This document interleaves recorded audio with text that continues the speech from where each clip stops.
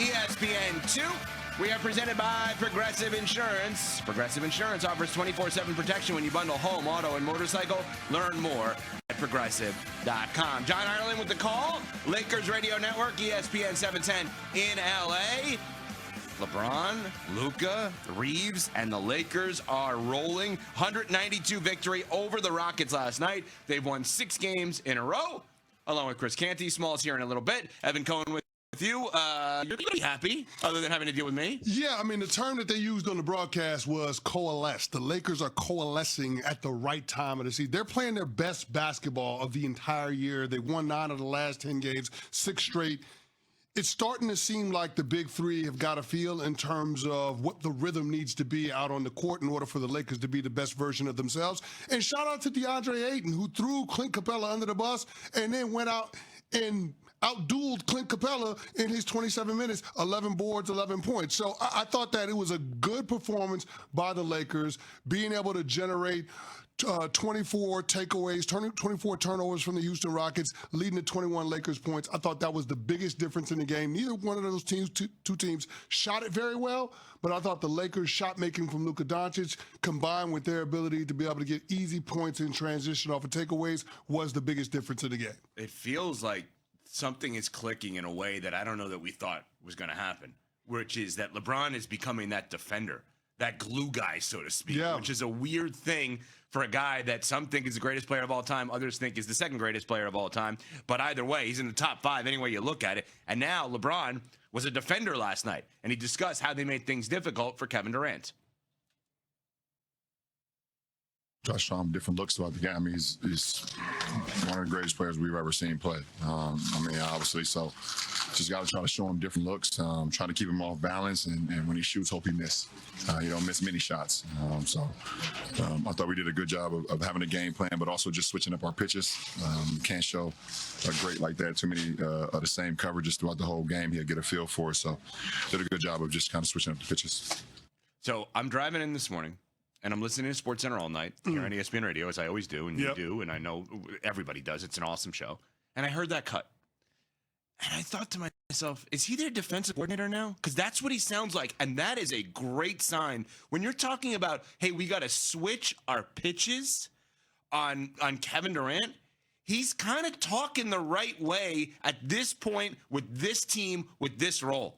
I would feel really good about this if I'm a Lakers fan. I know Charles Barkley does not want us to do this. I'm not going to the place of them being contenders. What I am going to tell you is that's a guy that has figured out a role now. So hold on.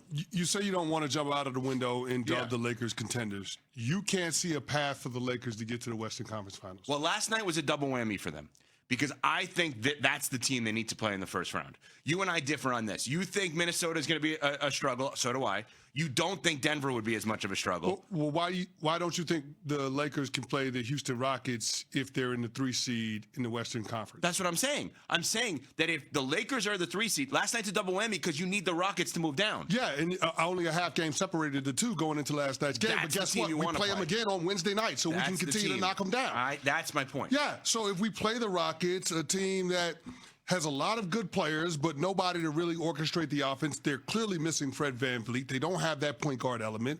As good as Reed Shepherd played, he's not Fred VanVleet in terms of being able to get the ball to guys in their spots consistently, especially in critical moments in the game. So they are clearly a deficient team. So if you get the Rockets as the draw in the first round, and then you get an inexperienced San Antonio Spurs team in the second round, yeah, I could absolutely see a path to the Lakers getting to the conference finals. And if you can see a path for them being in the Final Four, how the hell can you avoid calling them title contenders? Because I don't know that they would beat the Spurs. That's where we differ. But I understand, like, that path is way more logical for me than the hypothetical. We don't know what Denver Wemby and Steph Castle and all of those guys are going to be in the postseason. We don't know what they're going to be. We have no idea, no clue. Dylan Harper, we have no clue.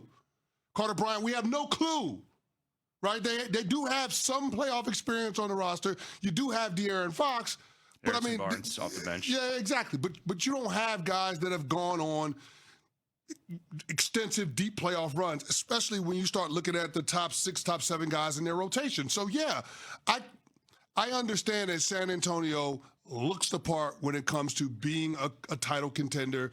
They've got the head-to-head record against the Oklahoma City Thunder, which feels like the bar to clear, not just in the conference, but in the entire league. No doubt. But experience matters, and the Lakers have a ton of it. So, yeah, I'm not going to dismiss their chances at being able to get to the Western Conference Finals, especially based on the way that they're playing right now and based on what we saw last night. All right, the other side of this may be the juicier part of this right now, because Kevin Durant said something post-game. Now, just to be clear, Kevin Durant last night had 18 points, 16 of them in the first half of this game. So he had 2 in the second half. He had 7 turnovers of the 24 for the Rockets, and he put that loss on himself. Maybe I got to just get out the way, get in the corner, space the floor out for other guys. And I think just that when I get the ball against certain teams, they just going to settle out and just say, we're just going to double and play a little zone behind it and see what happens. And if we give open shots, that's cool.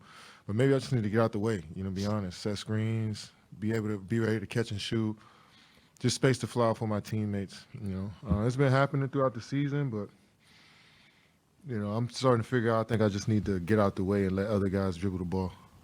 I didn't feel like we didn't make shots. We 5 for 26 from the 3, and that usually helps when team of W at half court, you swing, make threes. But I missed 2 wide open threes when we were up to 1 point. I could have pushed us up 4. I just feel like I lost the game for us tonight. That simple. My teammates could. Of course, we probably can make more threes, but it's on me. What?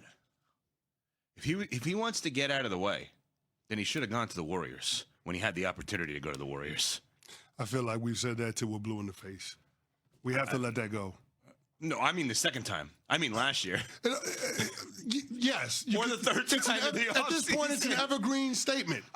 You can't. No, you don't sign up to go to the Houston Rockets if you're Kevin Durant to get out of the way. At one point, you're talking about being in the dunker spot.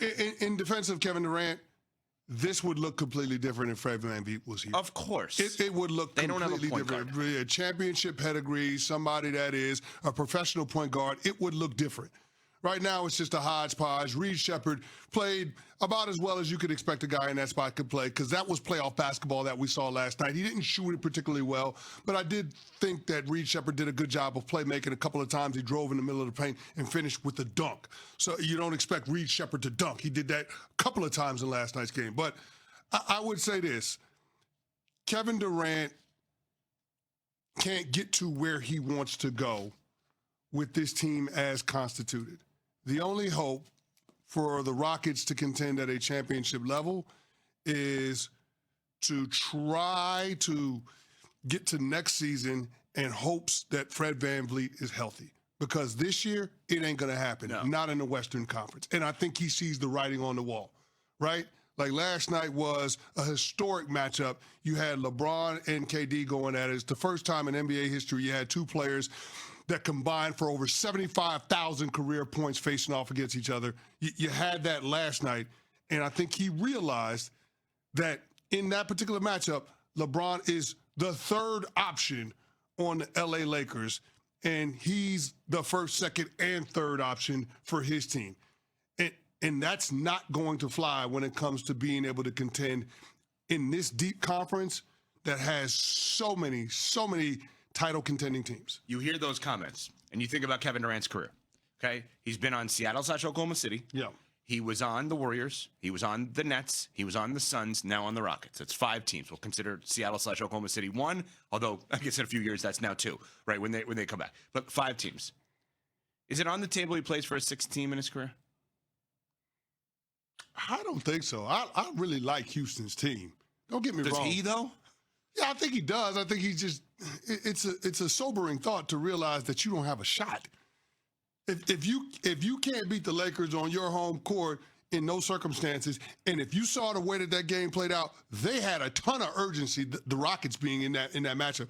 Like, they played the first half like their lives depended on it. But when it got into the second half, when the game got a little tighter, when we started getting into clutch time, guess what happened? They couldn't get good shots. The team shot under 20% from 3. Yeah. They couldn't get the shots that they needed, and they couldn't make the shots that were open in order to push them over the top. I think Fred VanVleet makes that big of a difference when it comes to all of those talented players being able to do what they do best and having it all fit together the way Ime Udoka wants it to. This feels like one of these moments where we fast forward to July, we hear no rumors of this, and all of a sudden Shams reports that Kevin Durant's traded. I don't think so, man. I'm not ruling that out. I don't think, you know what this feels like to me with the Houston Rockets, and I'm not saying that they got a Jason Tatum or a Jaylen Brown, but you know what it feels like? It feels like the Boston Celtics before they got Drew Holiday. That to me is what Fred VanVleet represents for the Houston Rockets, this core of players. And they're just waiting to get him back. And until then, they don't have a realistic chance of being able to go on a deep playoff run and beat the teams in the top of the West. They just don't. And I think Kevin Durant acknowledged that last night in his statement because he's run out of things to try in terms of what he can do in order to elevate his team. It's just weird to me hearing Kevin Durant say, I just got to get out of the way. Yeah, you don't want to hear your star player throw up his hands, but that's the reality of it, though. There are no good answers for where the Houston Rockets are at. It sucks. It's not an indictment on KD, though. It's not. Well, it is an indictment on the organization that if you know you need a replacement for Fred VanVleet, you didn't get one. How are you going to get one? You are loaded. I'm not giving up any of those guys. I understand they don't want to give up any of those guys. Yeah. I understand why they don't want to give up Tari Eason and Amin Thompson and Jabari Smith. Yeah. I understand why they don't Reed Shepard. I understand why they don't want to pull the plug on any of those guys. I get it. It makes sense. It's just that they're taking a gap year while they're still a top 4 team in the conference. And he's saying maybe I should just get out of the way, which is a strong statement in itself. All right, coming up, a QB trade yesterday where some people are invoking the name of the Super Bowl winning quarterback. What? We'll get to that next. We're on Sportsmanlike, presented by Progressive Insurance.